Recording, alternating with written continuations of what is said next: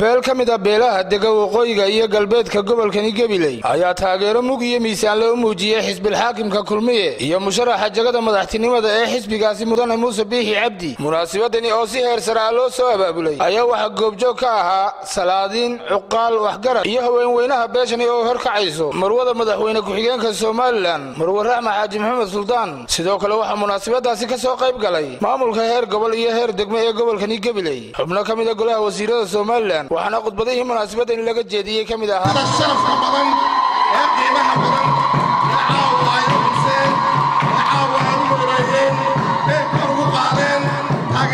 waxay muujinaysaa kaliya in ay xisbiga kulmiye uu ka dareen baxo inaan shakhsi kaliya baas marooni maanta ahayn macaan madaxweynaha jamhuuriyadda Soomaaliland waxaan leenahay dadkii baxaya dab lagu qabsadaa dadkii baxaya ayaa dab lagu qabsadaa waad aragtaan xisbiga kulmiye halku marayo saddexda xisbi ee ka sharaxan jamhuuriyadda Soomaaliland markaan miisaanay ee aanu rogrognay waxaanu isla garanay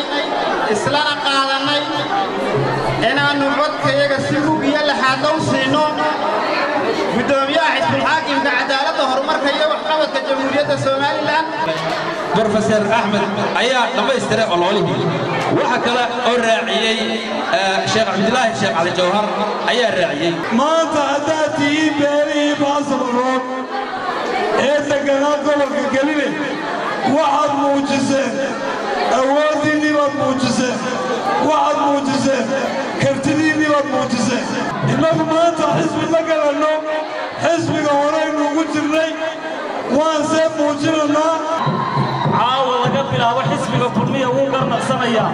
wuxuuna u garnaqsanayaa shacabka cid kasta oo doonaysa talada dalkan inay qabato siyaabaha daraaddood Marwo Raxma waxaan caawa hortaada ka qirayaa beelaha bahasana hore gobolka Gabiley inay yihiin kulmiye kaarkiisii haysta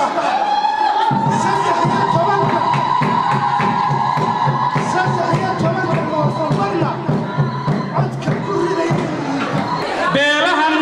halkan maanta xafladan qabsaday oo suldaankoodii guudna uu hogaaminayo Suldaan Ibraahim Jaamac Samatar cuqaashi oo abaalasha uu ku duulayaana ay midigtiisa fadhiyaan waxaan leeyahay midnimada idinka muuqata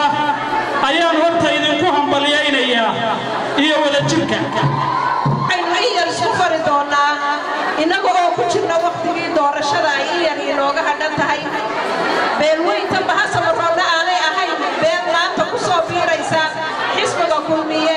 ee ay ahayd beel horeba u taageeri jirtay xisbiga waa Cabdirashiid Baalgoray warbaahinta SBC TV magaalada Gabiley.